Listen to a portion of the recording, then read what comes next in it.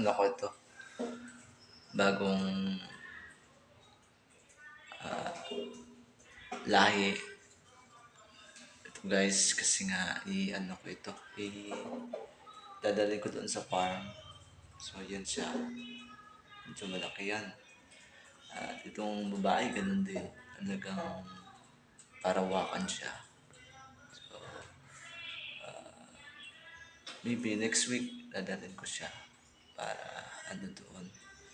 Magdami siya na magdami. Bagong material po natin yan. Actually, may parawakan ako ng 2 piraso na lalaki. But nakita ko ito, medyo malaki, medyo quality siya. At ito rin yung babae, ganun din. Medyo quality din.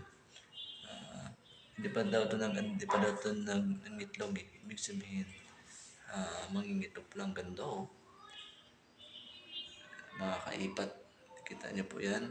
Talagang ano siya. Sana magdami sila. I-update ko kayo pag marami-rami na. Please subscribe naman sa YouTube channel ko at share and comment ang pwede kong maitulong sa inyo. Bye!